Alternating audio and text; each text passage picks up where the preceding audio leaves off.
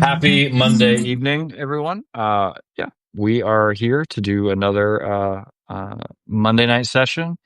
We are going to work our way through at least one, maybe two Advent sermons by the former Archbishop of Canterbury, Rowan Williams.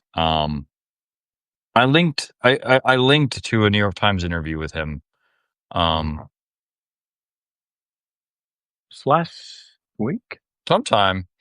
Anyway, maybe before we started. People can Google it. Rowan Williams, New York Times. They did an interview with him this summer that was quite good. And so, yeah, if people haven't experienced his eyebrows yet, there are ways to do so.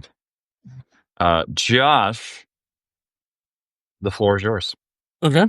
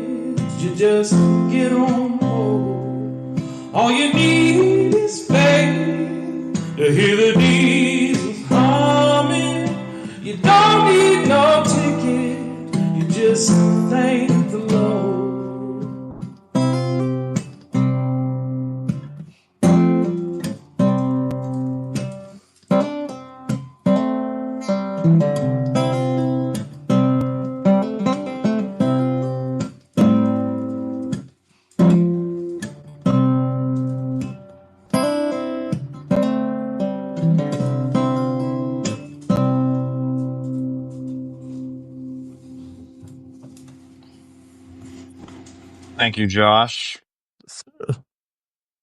Why did you choose that song?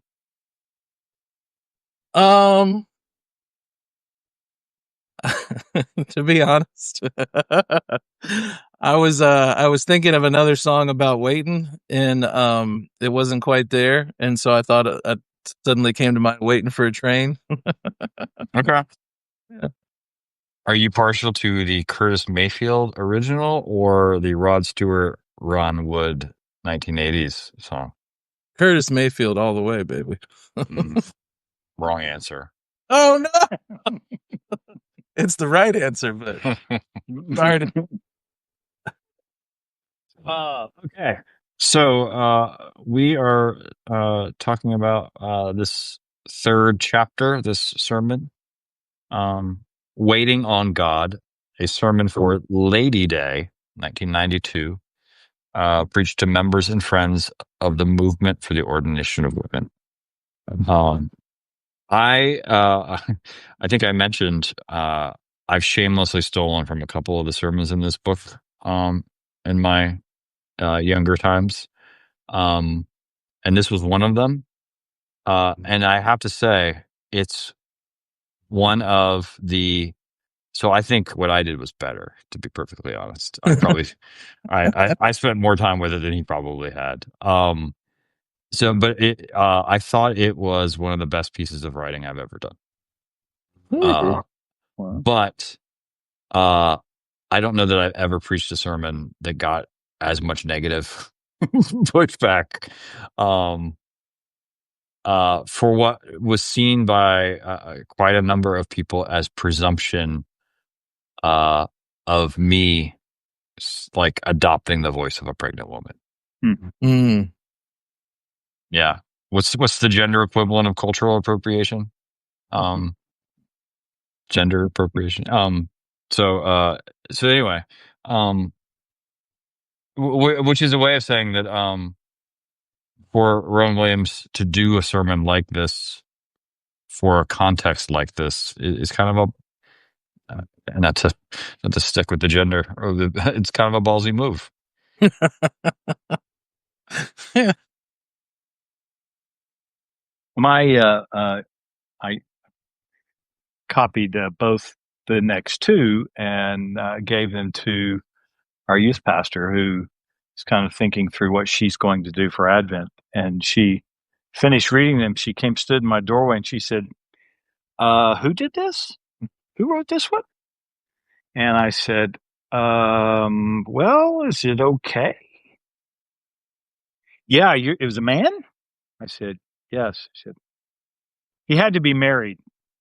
That was her, but she liked it. She liked it, but she, to your, the chagrin of your audience who ever thought it might be presumptive, she was rather impressed by someone who could put into words what, um, she said seemed, pretty appropriate. And I told her, of course, who it was, and yeah.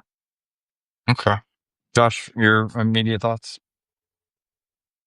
Yeah, just for those who haven't possibly read it, it takes sort of a first-person account of God, gestating God within your body, what that's like, and the consequence of that.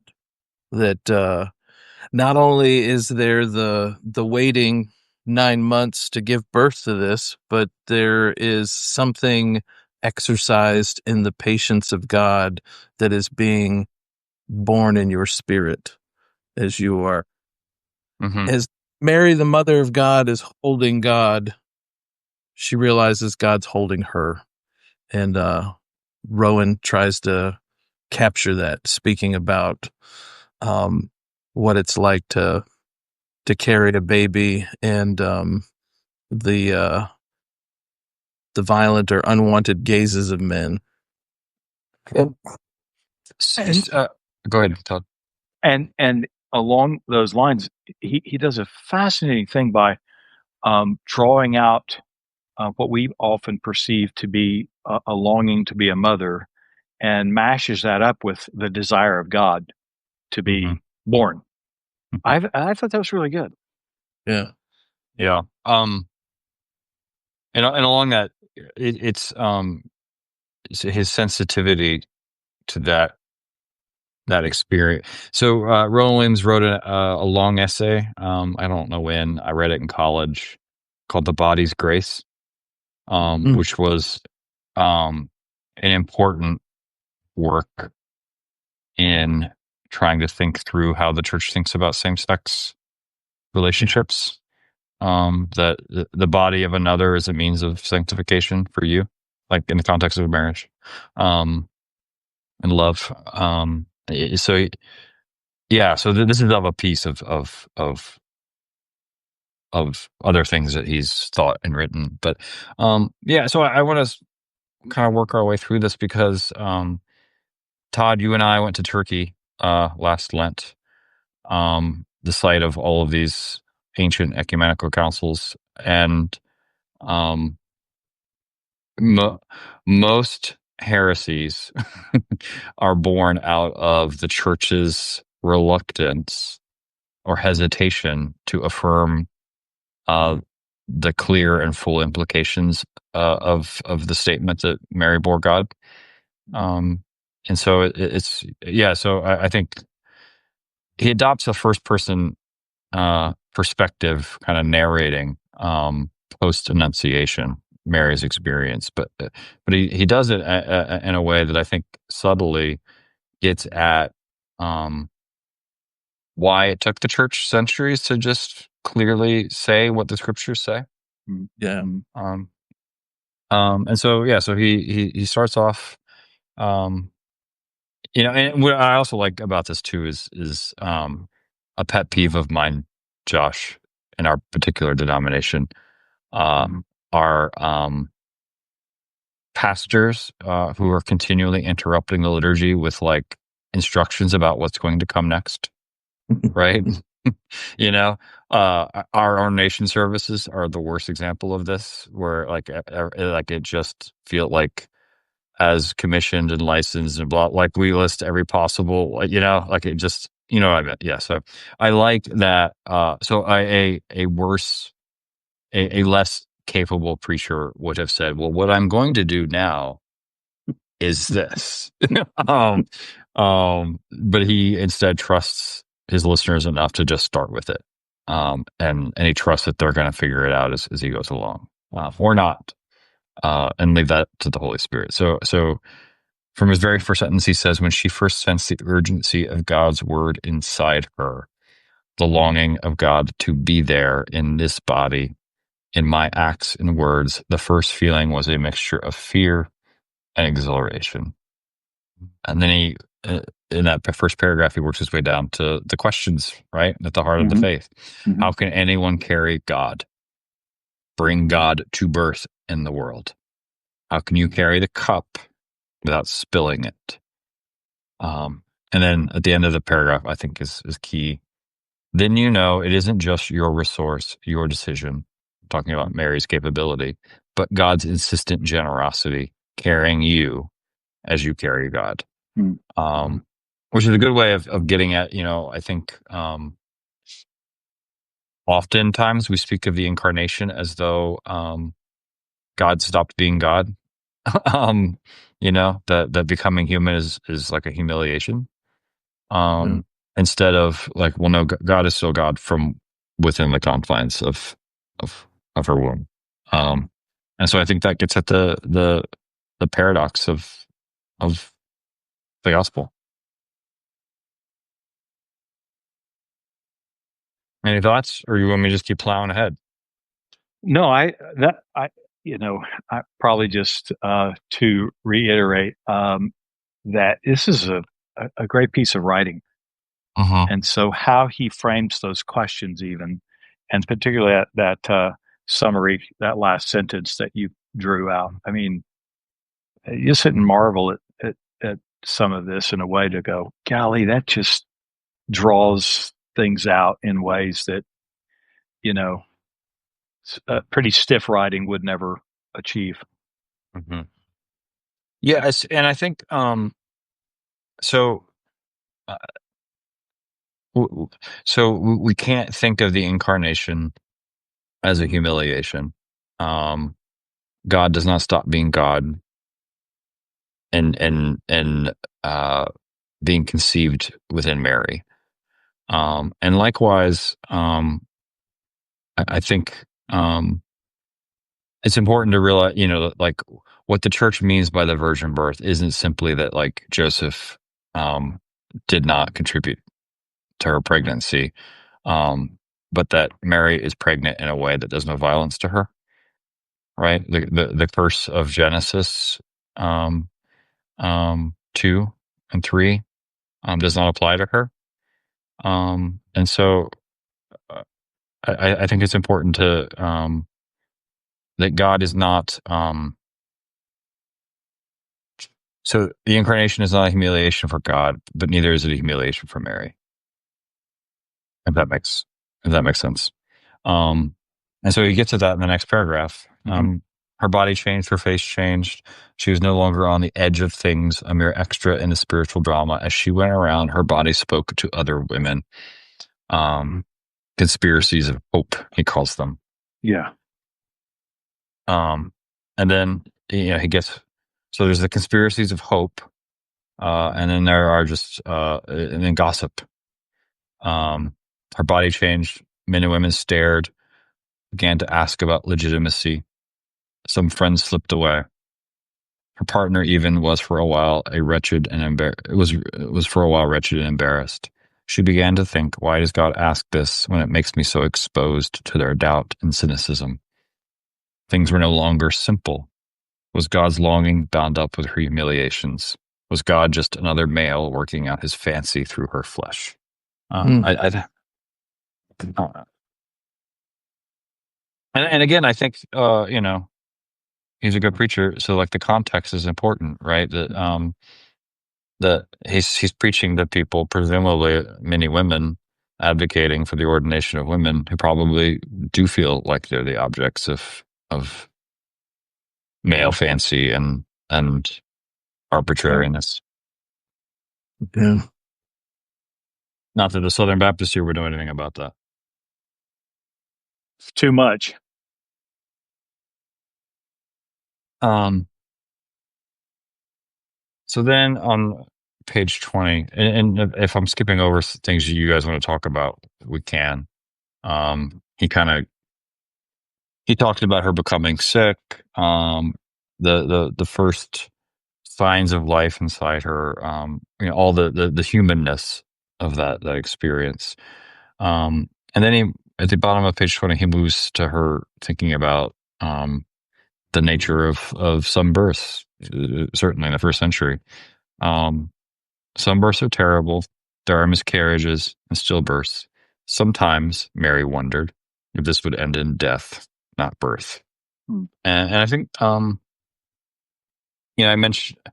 I didn't mention this in a sermon this past Sunday, but I was reading Robert Jensen. And Jensen wants to, and again, he, based on taking the incarnation seriously, that God defines himself in terms of the story that happens with Jesus. It's not a pretend story.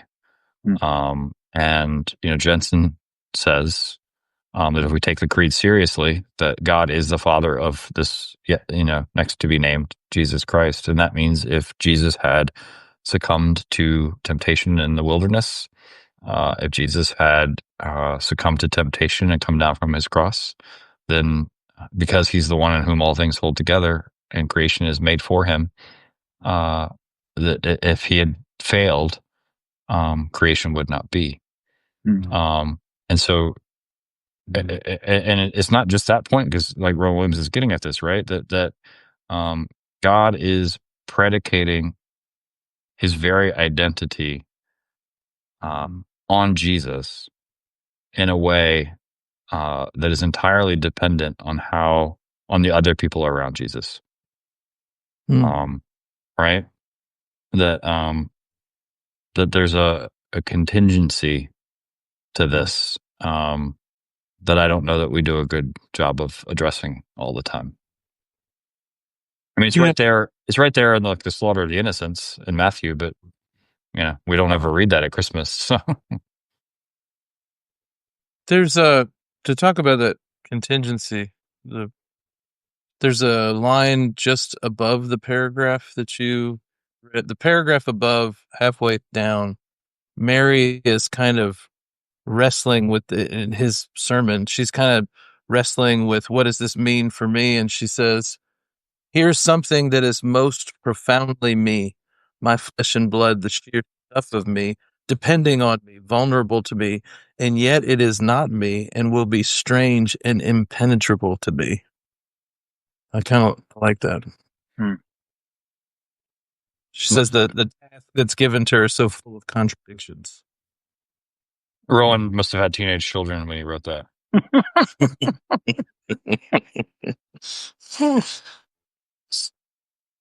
So then, if my page 20 to 21, the bottom of that, or in the middle of this paragraph, he says, all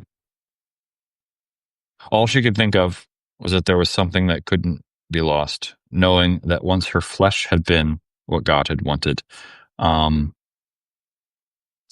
so as to make God's word present in her. And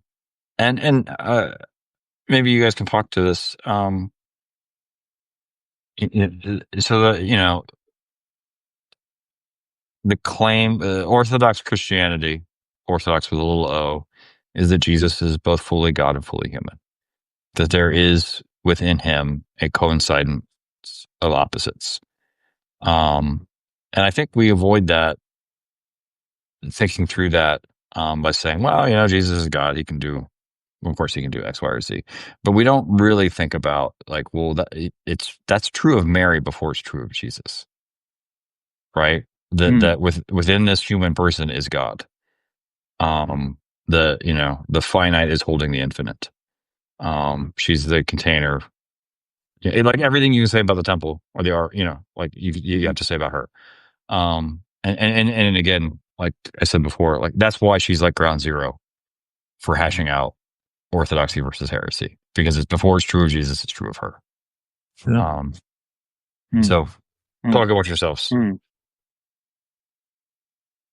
Well, this is a centuries old conversation. One of the names given to Mary by the church is the Theotokos, right? The God bearer. And what does that mean? That a finite human fleshy container can be the matrix of the infinite. And so we've been talking about it for a long time.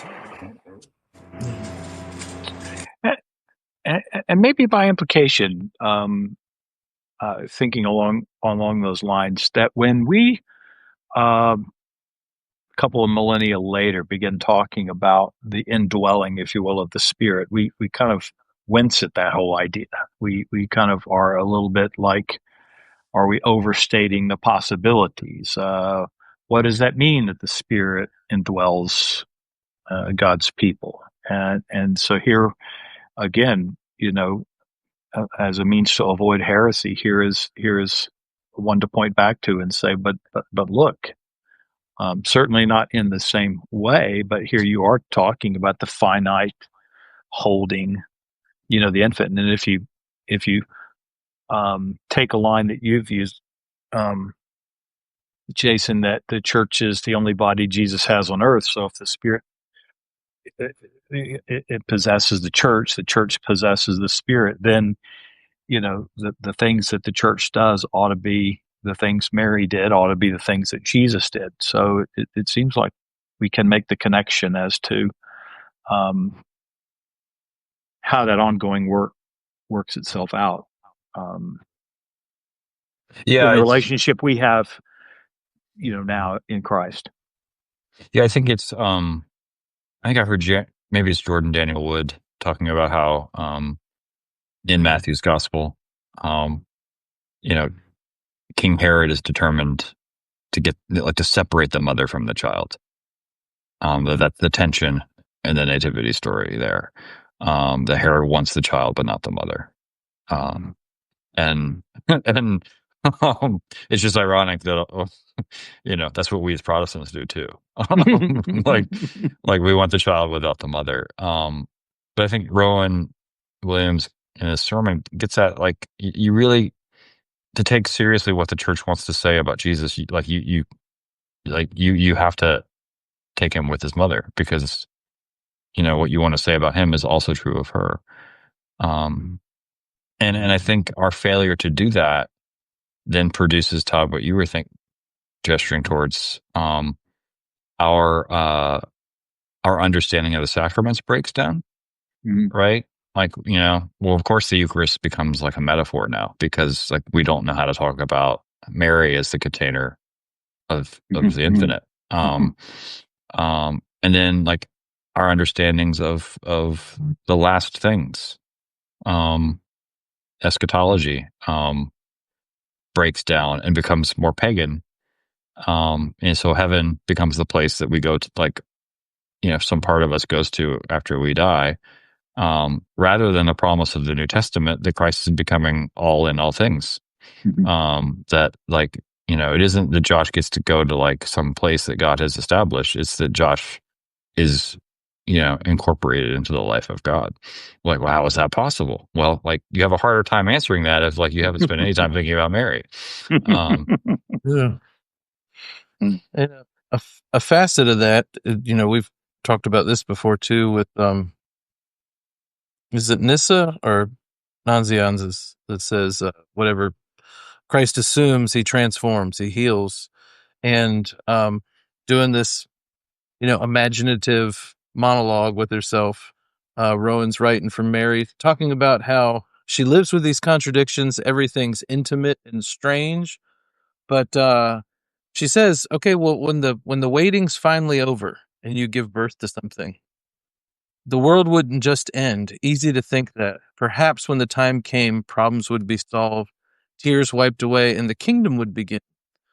Well, she knew in some part of herself that couldn't be so. Here's the part. The world would go on, tears still be shed, still something would be different. A connection would have been made between God and the bodies of women, God and the desires of women, that would change forever what was said about God and the bodies and desires of men. He's I think of all the all too typical and bad theology, where men are talked about as primary. Only men can be priests. Women are some substandard helpmate for men. And we're going to talk more in the second sermon about how this isn't about gender. But it definitely shows that there's the creation story and there's new creation. And in new creation, a man was not needed. And God has transformed our language about what we can say and know about women's bodies and being bearers of the good news, both in word and deed. Yeah, Joe, I think that's great. I think, when Karl Barth in Dogmatics and Outline talks about the virgin birth, that article of the Creed, he says it's the virgin birth is God's judgment on the history of men. So it's just ironic. The like the idea of like Christian patriarchy even exists, like, because the whole story is a judgment on us running the world. Well, and I mean, there's that line at that paragraph that is continued from 20 on to 21, that last sentence of what you were reading a while ago, that seems to fit. And if it could speak of God, it would not be a God familiar to those who speak most easily of God. Yeah. So here we are, a movement in the country to strip women of the right to vote. Yeah. Well, and related only in a world where we think. Hey, related to that, you see Bill Harrod's comment? No. Okay, let's get to that. But I related to that, Todd, in what you read earlier, Josh. He's talking about women's bodies and desire. And one of the things I do admire about Rowan here, and then some of his other stuff, is like he's willing to like try to make things sexy, right? That he doesn't talk about bodies and intimacy and sexuality in terms of like do's and don'ts, right? Like he actually like, and again, if people like Google a few pictures of him, not the sexiest guy in the world. Like he looks like Dumbledore. But, who apparently was gay, I guess. Now I read on Twitter. I don't know. But yeah. So he like, he kind of like he's willing to subtly and patiently and faithfully in a trust sort of way, kind of transgress these boundaries. And I mean, I admire that. And then I wrote here in the margin on 21. I think it's the top of this paragraph. What manner of child might this be? She thought a lot about the stranger she would bring into the world. And I think this is another implication of the incarnation that we don't spend enough time with. And this is where like part of me wants to push back against Fleming Rutledge, who advocates for Advent being the season of just talking about the second coming, and the eschaton. That we don't give enough time in the life of the church to talking about the incarnation. We have Christmas, and then like the season is over before people come back to church, for the most part. But one important aspect, I think, and this gets to Bill Harrod's question, that Mary is carrying within her, like every mother, someone that she does not know, who is a stranger, who will be a stranger, who might remain a stranger, who might disappoint her, like might not be, but like she is not a stranger to God, right? That one of like the miracles of Jesus, Todd, is that like he chose his own mother. And one of I think like one reason for Protestants to like reckon with their neglect of her is like God chose her to be his mother. Like, so there's something about Mary that maybe we should attend to. She's not just some random person. And Hail Mary, full of grace, like she is the recipient of what he will do on Good Friday and Easter, ahead of time. So, yeah, so I don't know. Yeah. I mean,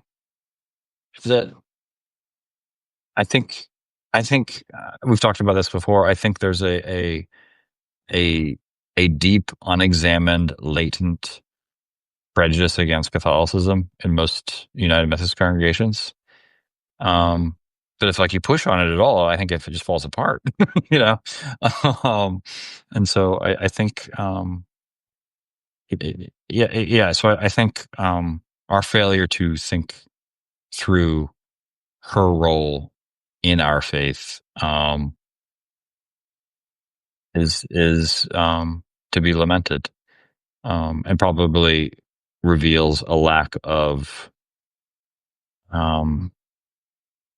well, it's probably a reflection too, Josh, of our fixation on the law, not the gospel. Yeah. That like if we've reduced Christianity to like do this, advocate for this, be this kind of organization, you don't really have like you're not like spending enough time with the promise such that you have to like then deal with her. Am I just talking too much right now? No, I think it's good. I think that also too another thing it transforms. He uses the language. I can't remember if it's across both sermons, but in the readings tonight, he uses the language of a wound from which life comes, right? And talking about women's bodies, whether it was explicit or under the surface there, a lot of male hang up with women's bodies is fluid, right? It's blood and guts. And he renders Mary's womb related to Christ's side.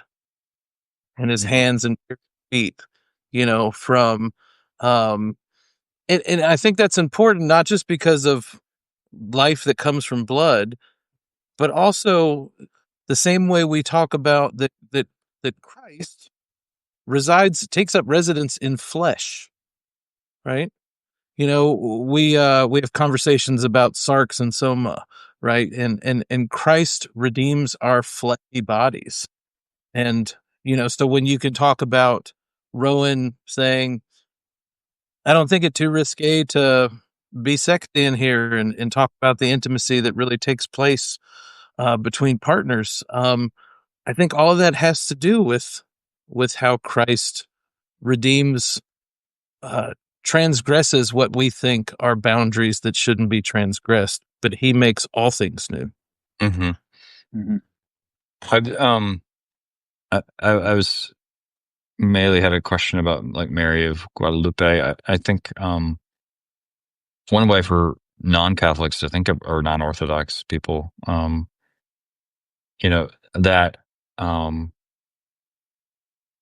you know so the creeds, the Great Thanksgiving, the scriptures all say that um, those who have died are with Christ, right? That like the saints are present at the altar table. With all the company of heaven, we join there and ending it, blah, blah, blah. And so, Christ can't appear to anyone without his mother and his friends, because that's where they are. And so one way of thinking about like, why are there so many appearances of like Mary around the world? It's like, well, because Jesus like is present. And so, yeah, we have Mary of blah, blah, blah place because, she's with her son who's not dead. Well, and it's also, I think it's interesting that some of the most notable and persist to this day of revelations, visions of Mary presenting herself to people is to women and the poor. and Mary of Our Lady of Guadalupe is one of those instances. The Guadalupe part, I don't remember what the Spanish translates to. Maybe you can help me with that, Jason. But it's a region, right? It was where she had an encounter with a peasant woman and a nun, and therefore they lift up this appearance. And the image itself is interesting because it's got all kinds of tie-in with Mary of Revelation. Mm-hmm. Yeah. Woman clothed with the sun. Yeah, it's the moon and the stars. Yeah. And it's like I mean, I don't want to like get too far from the sermon, but it's important, that like we call her the Virgin Mary because she never stopped being that, right? And Rowan gets at that here, that like her body is forever changed. There is this coincidence of nature and grace, God and human, finite and infinite in her, and she's forever different after that. And maybe that gets to like Bill's question too about how do we think about this in terms of worship, because what is true of her remains true, and is what we shall be. And so, yeah, she is an icon of what God intends for all of us. Okay. Let's see. Turn the page. Yeah. So Rowan gets, he says that like this one of the third or fourth last paragraphs. She has been inhabited by grace. I think, guys, this third to last paragraph, I was thinking about this in terms of the resurrection. So I want to close, Todd, this series on miracles with Jesus appearing to the disciples at the end of John. Oh yeah. And taking Peter aside. And it's interesting to me that like in the New Testament, the proclamation of the resurrection is never like generic. You know, it's always specific. Right. You know, so when Peter's preaching in Jerusalem, he's like, you know, this Jesus whom you crucified. Like, you know, it's specific to like their sin and their story. And Jesus takes Peter aside because Peter's got like a particular story with Jesus that needs to be rectified. And Rowan does the same thing, but with the incarnation. He says at the end of this, like third to last paragraph, for the word is never for human beings in general, but is always colored by a secret connection special to each. And this would be hers, that she had waited with the word, her patience and her impatience bound up in and with the words, as if God in her, bringing the divine purpose to reality, was learning the patience of flesh and the risks and hurts that make up the world. So I do like that. On the one hand, you know, like Mary is an icon of what God intends for all of us. But there's a part of her story that is unique to her. And that will be true of all of us too. So she's, yeah, I'm gonna do Jesus and Paul for closing out the miracles, and that's another place where I thought about that too. It's particular, you know. So.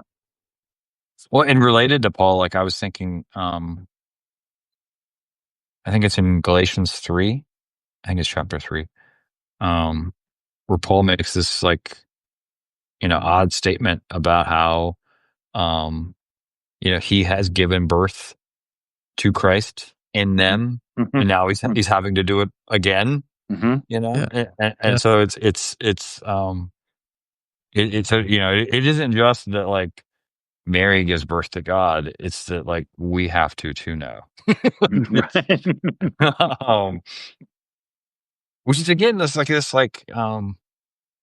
we're talking about Mary, Josh, I'm sure you've heard like one of the things that like Stanley Hauerwas likes to say over and over and over again, based on his time at Notre Dame and how it like opened his eyes to Catholicism versus Protestantism, and especially like this shallow Protestantism with which he grew up. You know, that like in his experience, you know, most Protestants are like, well, like what exactly do I have to believe at all this at all this stuff? And Catholics are like look at all the awesome stuff we get to believe.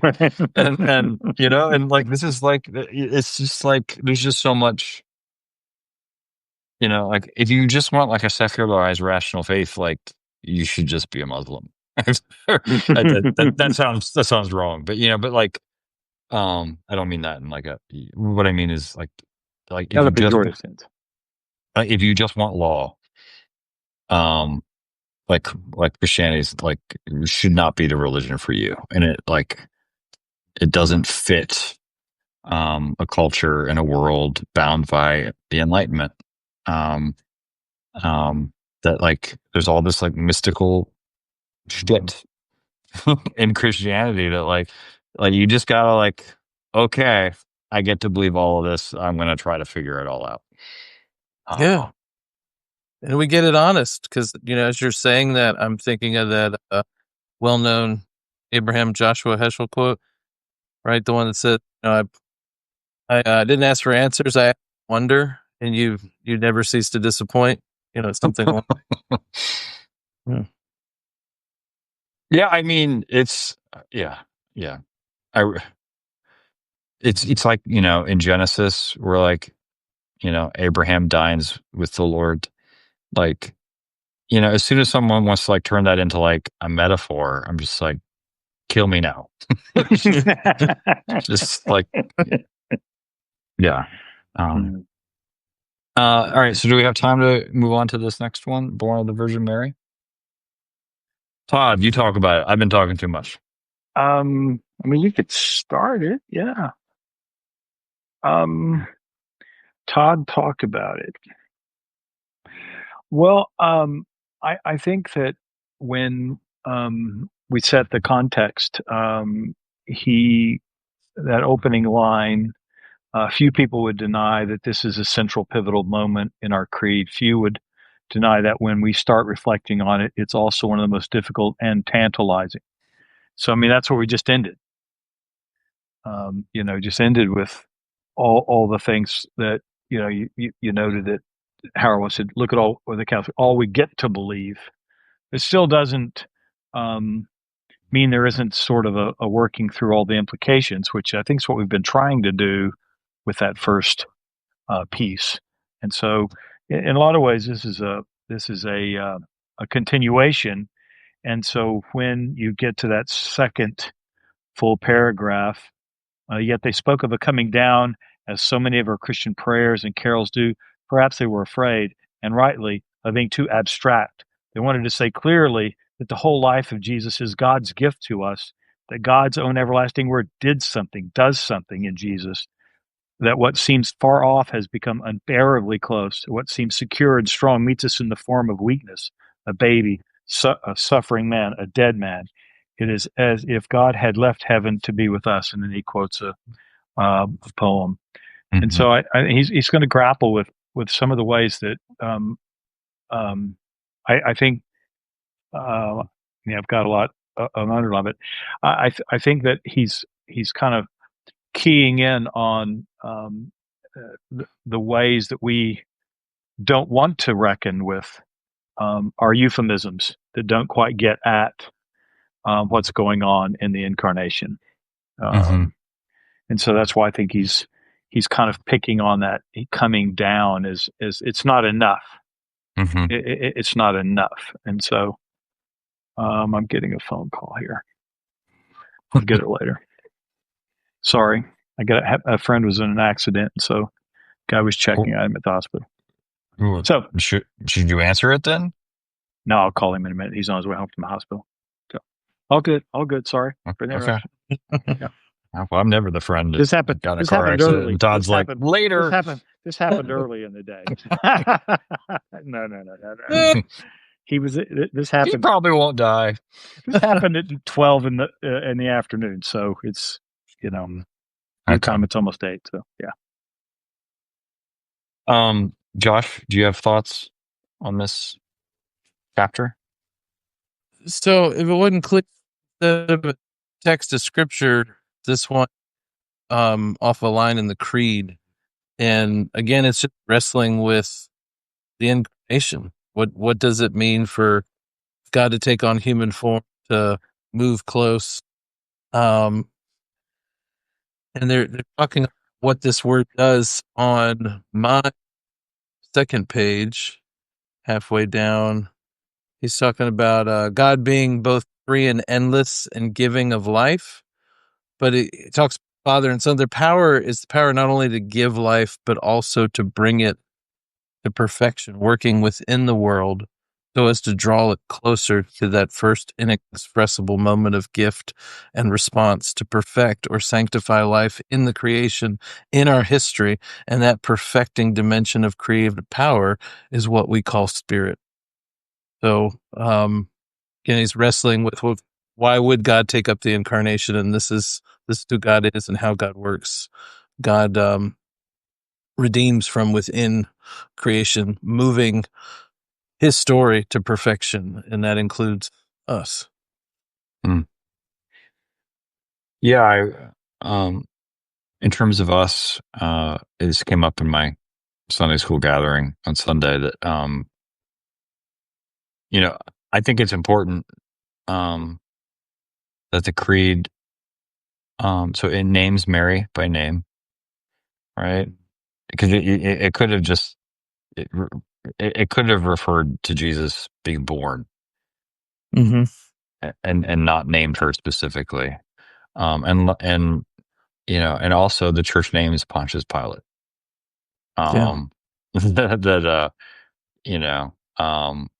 To reject Eve, to human beings rejecting and receiving Christ, yeah. And so I think Pilate is not the only one responsible for Jesus' death. Pilate's notable for knowing that Jesus is innocent. He's not a part of the mob. But so I think to your point, Josh, I think yeah, we should, when we say the creed, we should spend some time thinking about, like, well, it's giving us, like, here's an example of faithfulness. Like a woman who, like, tried to do the will of God, at great cost to herself, right? That, like, the promise ended up in sorrow. Um, and the creed also gives us an example of unfaithfulness, um, and unfaithfulness in a way that uh, outside of the gospel looks like a politician um, doing his job. um, um, and so I think, yeah, I mean, so I think I was being on the, or I was speaking against the law earlier, but like, obedience is important, and I think Mary is a good exemplar of what that looks like. There's something like, don't hear me incorrectly. I'm not trying to make a case that this is all up to us. But one of the things I was thinking about at the moment was that, Pilate famously says, "What is truth?" And what I'm thinking about in this moment is that both these people, Mary and Pilate, they both encounter the person of Jesus. Mm-hmm. And in that moment of fidelity or infidelity, we have a habit, as sinful creatures, to rationalize, to go the abstract, claim this is a set of ideals, and if they are, then those ideals and those abstract concepts can change over time, and we can, adopt them, appropriate them, discard them, put them back on the shelf. But Jesus won't let you discard him in this encounter. And so every time we profess the creed, every time the word of God speaks, we have this encounter again with Christ where we are able to examine our own fidelity by these living witnesses. Mm-hmm. Mary, to say, like, am I rationalizing it? Am I trying to make this acceptable? Or am I saying, I don't understand all this shit, Jesus, but let it be with me according to your word, Mm-hmm. Mm-hmm. Yeah, I think well, gets at this in a sermon that we we it isn't that we first have an understanding of God and then we apply that to Jesus. It's that we start with Jesus and describe God based on the story of Jesus. And so it isn't that we have, like, whatever we mean by the word God, God is eternal, right? The gospel is that God is eternal in that he is always and always has been and always will be this particular God. Like that, like the story of Jesus is how God is eternal. The life of Jesus is how God is all powerful. Like all, and so I think that's, yeah. And so that's another reason why Mary is important, is because, she is a way, or a bulwark, against us making Christianity so abstract. We no longer have to follow Jesus. Yeah. Because, like, it's, it's like, it can't be a mistake, Todd, that the forms of Christianity that most devalue Mary are also the forms of Christianity that bear no resemblance to the content of the song that she sings. Right. Like,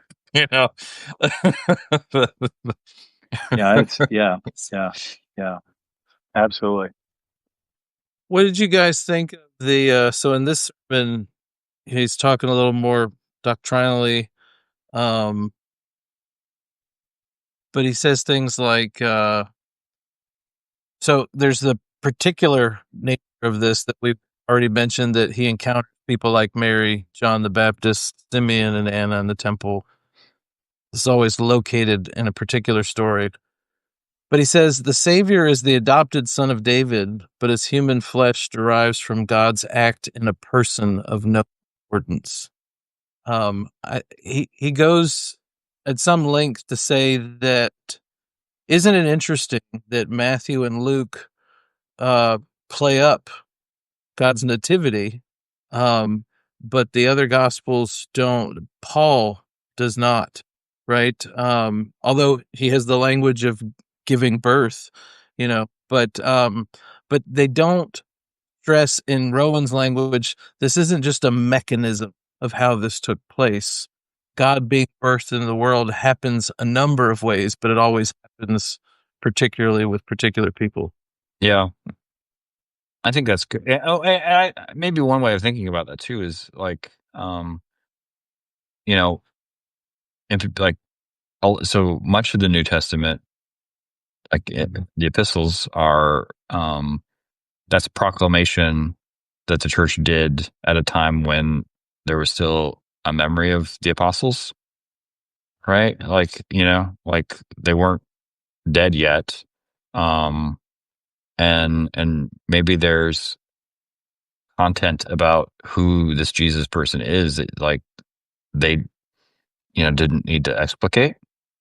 And Matthew and Luke, well, all four of the gospels, but Matthew and Luke, like they're written at a time when the memory of the apostles is dying away. And so it needs to be secured. And so one way of reading Luke and Matthew is like, these are people who really want you to know that the Jesus named in Jesus is risen from the dead was born in this way.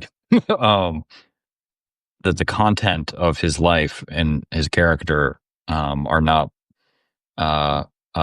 detachable from the promise. Mm-hmm.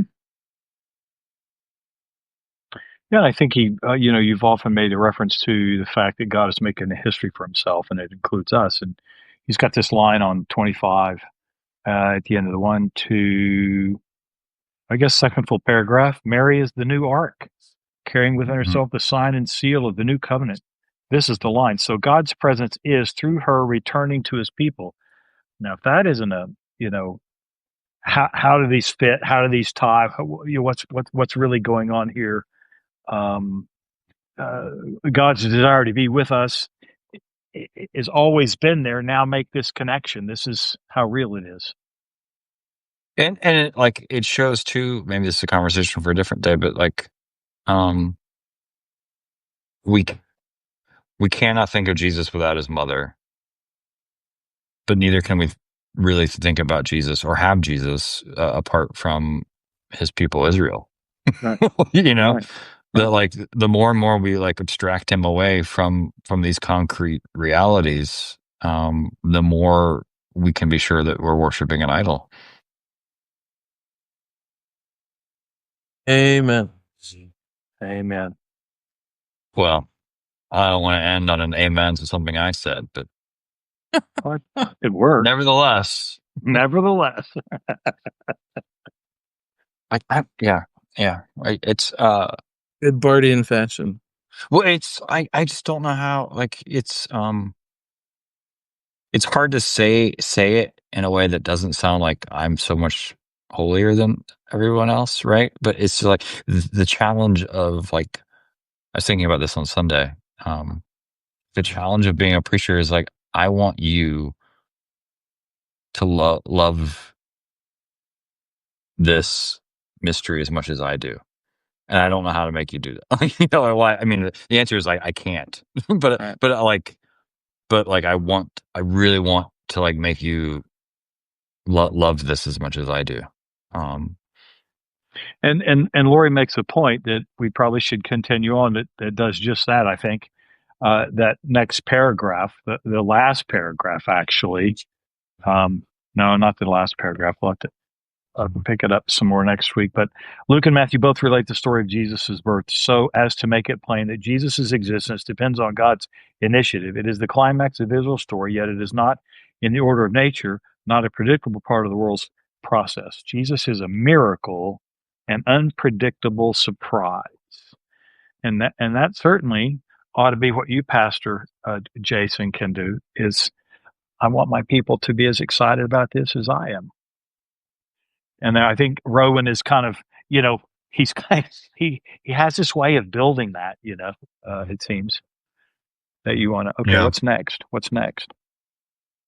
And because we're near the season of Advent, I want God's judgment for the people who make it seem not surprising or exciting or Right, mysterious or right. who make it seem ordinary. Ordinary. Like, well, of course we're Christians. Like, Right. Yeah. Have you really thought about this? Yeah. I'm thinking, Jason, as you're talking about trying to convey the sense of reverence and excitement, I think about talking to another generation about even your own kids, right? There's an intimacy that your kids may know you better than you know yourself in some respects, but trying to talk to your boys about the gift of marriage and bearing children, from somebody who I've witnessed it, I've been a part of it, but what does that mean in my own life? Doing the same thing with the gospel. Like I have been so taken and raptured by this good news. I want to see it birthed in you. I want you. It's the same gift. Yeah. Yeah. So I preached at Imago Dei Church in Portland a couple of weeks ago. It was a good sermon. I'm not talking about my sermon. So it's an old, like, Foursquare Gospel Church building that they bought. And they do communion every Sunday. Not in the manner that, so it's a little too emergent churchy for me, but I was moved by it nonetheless. And so, like, around the stage, the round stage, they had lots of tables set up. And the elements are in, like, different, so it's like Indiana Jones and the Last Crusade. Like, there's a lot, lots of cups and stuff and everything. And it was like preset. And so, like, during a communion, then people come up and they serve themselves, or I saw, like, couples and families, like, serving each other, and I was moved by that, and also, like, wary of, maybe I'm moved by this because it's sentimental. But nonetheless, there were like 2 or 3 kids, elementary age kids with special needs, on stage right. And like, they don't go to children's church. Like, they were there the whole time. And my sermon was, like, give me 35 minutes. Like, my sermon was long, and like the kids, like, they just stood, like, right near the table and the communion elements the entire time, because they were anticipating, like, receiving, right? That, like, as cognitively challenged as they might be, like that, like, like, they're not programmed to, like, question, like, the promise, right? And so they're anticipating it, and I found it, like, incredibly moving. All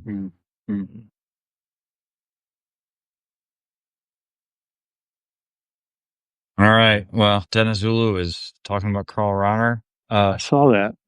I know. I was wondering. I gave him two books of mine, with the expectation that eventually they'll be returned. He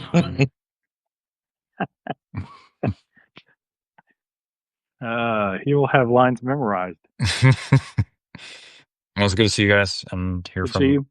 some of you Good all to in the see you. feed. Do you want to Yeah. finish up if there's any last thought of that one and go to Christmas gifts? Is that what we want to do next? Yeah. Let's do that. Okay. And maybe not to condemn the world too, just in case. Yeah. Let's do that. Yeah. Okay. Perfect. All right. All right.